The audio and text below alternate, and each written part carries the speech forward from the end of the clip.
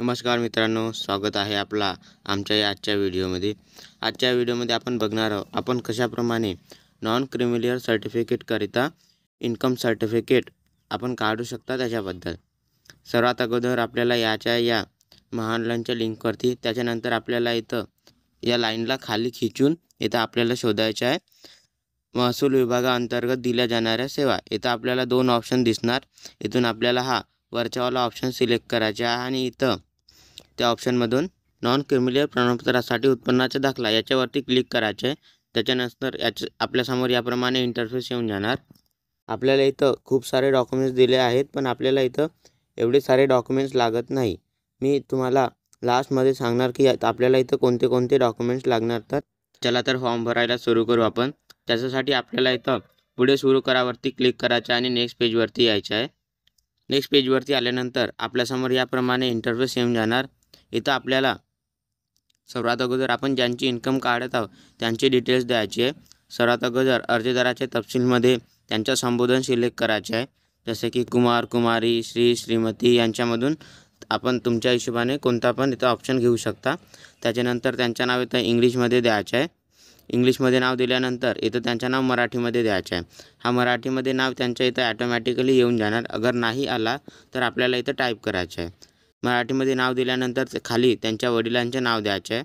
सर्वात अगोदर इथून त्यांच्या संबोधन सिलेक्ट करायचे आहे. संबोधन सिलेक्ट केल्यानंतर त्यांच्या वडिलाचे नाव इंग्लिशमध्ये द्यायचे आहे. तुम्ही वरून कॉपी पेस्ट पण करू शकता किंवा टाईप पण करू शकता. इंग्लिशमध्ये नाव दिल्यानंतर आपल्याला इथं तोच नाव त्यांच्या मराठीमध्ये द्यायचं आहे. इथं पण तुम्ही टाईप करू शकता किंवा तो ॲटोमॅटिकली नाही आला तर तुम्ही इथं वरून कॉपी पेस्ट पण करू शकता. कॉपी पेस्ट केल्यानंतर आपल्याला इथं जन्मतारीख द्यासाठी ऑप्शन आलेला आहे. हा मेंडेटरी नाही आहे इथं, कारण इथं स्टार नाही आहे. याचप्रमाणे इथं ईमेल, आधार कार्ड, पॅन कार्ड हे ऑप्शन आहे. तुम्ही इथं हे देऊ शकता किंवा यांना सोडू पण शकता. हे इथं ऑप्शनल आहे. त्याच्यानंतर आपल्याला इथं त्यांची वय द्यायची आहे.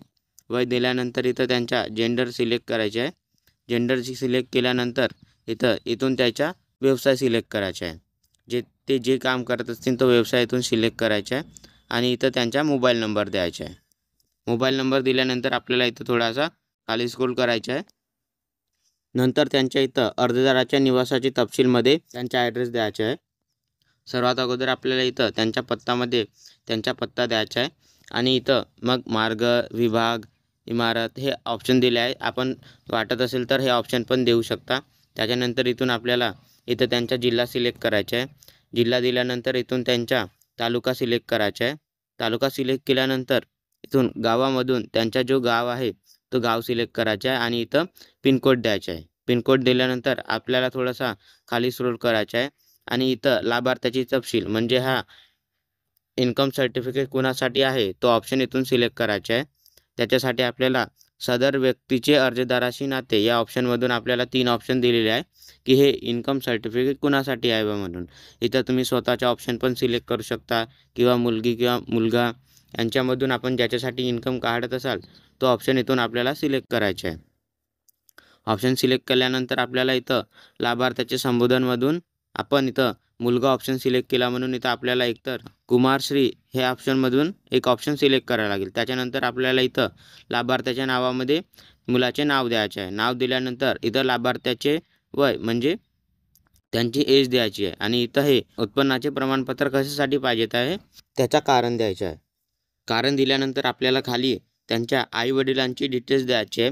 सर्वात अगोदर त्यांना आपल्या आईची डिटेल्स द्यायची आहे. त्याच्यासाठी आपल्याला आईचे संबोधनमधून श्रीमती किंवा सौ या 2मधून कोणता पण एक ऑप्शन सिलेक्ट करायचा आहे आणि इथं आईचे नावमध्ये त्यांच्या इंग्लिशमध्ये नाव द्यायचं आहे. इंग्लिशमध्ये नाव दिल्यानंतर तोच नाव त्यांच्या मराठीमध्ये इथं द्यायचं आहे. मराठीमध्ये नाव दिल्यानंतर इथं त्यांची वय द्यायची आहे. वय दिल्यानंतर इथं त्यांच्या वडिलाचे नाव द्यायचे आहे. सर्वात अगोदर इथं लाभार्थ्याच्या वडिलाच्या संबोधनमधून श्री हा ऑप्शन सिलेक्ट करायचा आहे आणि इथं त्यांच्या इंग्लिशमध्ये नाव द्यायचं आहे आणि इथं त्यांच्या मराठीमध्ये नाव द्यायचं आहे आणि मराठीमध्ये नाव दिल्यानंतर त्यांच्या इथं वय द्यायची आहे. वय दिल्यानंतर आपल्याला इथं थोडासा खाली स्क्रोल करायचा आहे आणि इथं आपल्याला आपल्या इन्कमची डिटेल्स द्यायची आहे. आपण जो तलाठीकडून दाखला आणला त्याच्यावर ज्याप्रमाणे इन्कम लिहिली असेल त्याप्रमाणे त्याच वर्षी आपल्याला इथं ते इन्कम द्यायची आहे. जिथं मी आपल्याला इथं ॲरो करून दाखवलं आहे तसेच आपल्याला इथं आपली इन्कम द्यायची आहे. इन्कम दिलेली हे आपल्याला खाली पण अक्षरी नावामध्ये आपण इथं पाहू शकता। त्याच्यानंतर आपल्याला इथं आपण जो तलाठीकडून दाखला आणला होता त्याच्यावरती एक जावक डेट असेल, ते जावक डेट आपल्याला इथं द्यायची आहे। हे मी तुम्हाला ॲरो करून दाखवता की ते जावक डेट कुठं असेल। त्याच्यानंतर आपल्याला इथं जावक डेट दिल्यानंतर इथं तो जावक क्रमांक द्यायचा आहे। तो जावक क्रमांक पण इथं मी तुम्हाला ॲरो करून दाखवतो आहे। त्याच्यानंतर आपल्याला इथं कराराच्या तपशीलमध्ये काही माहिती दिलेली आहे। ती माहिती आपल्याला संपूर्ण वाचून इथं मला मंजूरवरती क्लिक करून समावेश करावरती क्लिक करायचे आहे। क्लिक केल्यानंतर थोडासा लोडिंग होऊन आपल्यासमोर ॲप्लिकेशन हॅज बीन सेव्ह सक्सेसफुलीचा याप्रमाणे मेसेज येऊन जाणार। मग आपल्याला इथं आपले काही डॉक्युमेंट्स अपलोड करायचे आहे। त्यासाठी आपल्याला इथं क्लिक हेअर टू अपलोड डॉक्युमेंट्सवरती क्लिक करून नेक्स्ट पेजवरती यायचे आहे। या पेजवरती आपल्याला आपले काही डॉक्युमेंट्स अपलोड करायचे आहे। त्यासाठी आपल्याला इथं डॉक्युमेंट्स टाईपमधून सर्वात अगोदर आपण जो डॉक्युमेंट्स अपलोड करत आहोत तो टाईप सिलेक्ट करायचा आहे। जसे की इथं आपल्याला पाहू शकता आधार कार्डचा ऑप्शन दिलेला आहे। तर आपल्याला इथं आधार कार्ड ऑप्शन सिलेक्ट करून फाईल पाथमधील चूज ऑप्शन सिलेक्ट करून आपण आपलं आधार कार्ड जिथं कुठे ठेवले असेल तिथून सिलेक्ट करून इकडे ॲड डॉक्युमेंट्सवरती क्लिक करायचं आहे। ॲड डॉक्युमेंट्सवरती क्लिक केल्यानंतर आपल्यासमोर याप्रमाणे डॉक्युमेंट्स ॲडेड सक्सेसफुलीचा मेसेज येऊन जाणार। इथं आपल्याला ओकेवरती क्लिक करायचं आहे।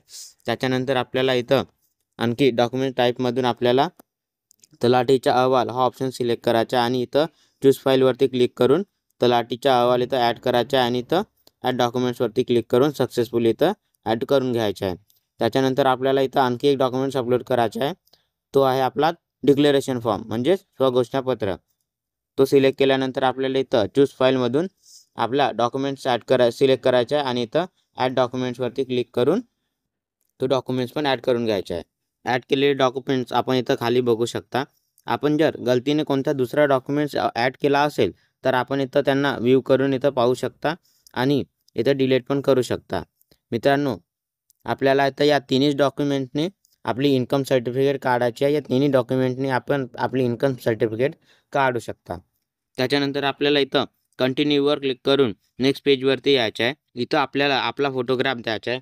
आपण एकतर आपला फोटोग्राफ लाईव्ह देऊ शकता किंवा आपण इथं पासपोर्ट साईजचा फोटोग्राफ पण अपलोड करू शकता। अगर आपण पासपोर्ट साईजचा फोटोग्राफ अपलोड करत असाल तर आपल्याला इथं छायाचित्र अपलोड करावरती क्लिक करायचं आहे आणि छायाचित्र अपलोड करावरती क्लिक केल्यानंतर आपल्यासमोर याप्रमाणे आपल्याला आपला फोटोग्राफ कोणत्या पद्धतीने अपलोड करायचा आहे त्याचा साईज म्हणजे त्याचा साईज किती असेल, JPG किंवा PDF फॉर्ममध्ये असेल, त्याची इन्फॉर्मेशन आपल्याला इथं दिली आहे।